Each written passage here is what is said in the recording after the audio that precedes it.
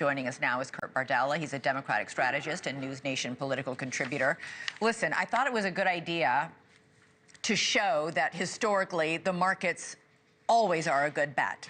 The U.S. stock market is always a good bet. I'm one of the few people who made the mistake of selling some stocks right after the lockdown and the pandemic and lived to regret it. So, you know, this feels awful, what we're going right now. The White House, however, says you can't look at this day-to-day stock market, data. That, as we just outlined, stocks have gone up enormously in the last 4 years. The bigger worry is what the other indicators are showing. Consumer confidence is down. Layoffs are up. Trump is blaming Biden for leaving him a bad economy.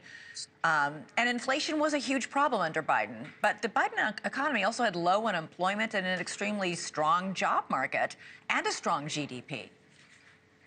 Yeah, I mean, there's a lot that people are trying to process that are incredibly contrary.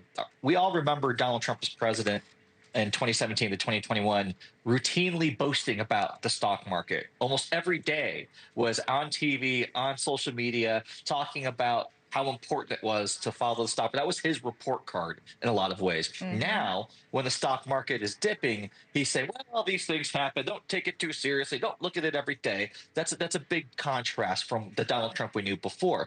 Donald Trump, who said throughout the campaign, on day one, prices will go down. Immediate action will happen that will put more money in the pockets of the American people. That was the promise he made. I don't remember Donald Trump campaigning saying, elect me and listen, there's going to be some pain.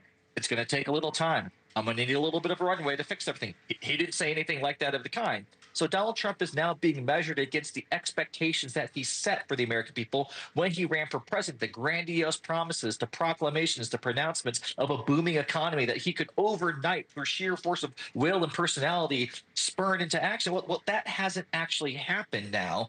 And the one thing that we do know about the economy and markets and businesses, they like certainty. They like reliability and stability. Donald Trump has been all over the place, yin-yanging back and forth. Sometimes there's going to be tariffs. Then the next day he might change his mind. Then the day after that he does them. Then the next day there's a threat. I mean, he is all over the place. And that instability, I think, is creating this environment where the markets and the businesses and the economy and the American people don't know what's going to happen next. What do you make of Harrison Fields just now saying this is exactly what the American people voted for, this is exactly what they want? Well, again, what the American people think they voted for was someone who said and promised that on day one, prices will go down. On day one, inflation will drop. On day one, the economy that Joe Biden apparently left in shambles would be overnight recovered, and there would just be success like we've never seen before. That's what the American people, I think they were voting for. And again, I don't envy the job that your previous guest has to do. It's not easy.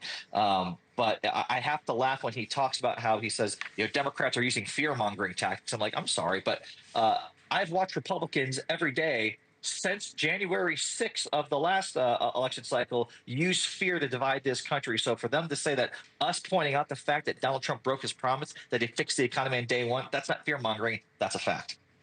Yeah. All right. Kurt Bardella, for the opposite point of view, really appreciate it. It is important. I think everybody take a deep breath. It's very rocky and can get scary when you look at all this data and what's happening on Wall Street and the markets. My father-in-law would say, kids today have no idea what they're talking about. Remember the Great Recession of '87 and the financial crisis? The market will be fine.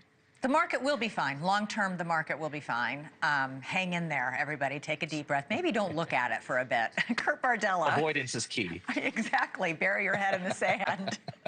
Thanks so much for watching. Go to joinnn.com to find NewsNation on your television provider. And don't forget to click the red subscribe button below to get more of NewsNation's fact-driven, unbiased coverage.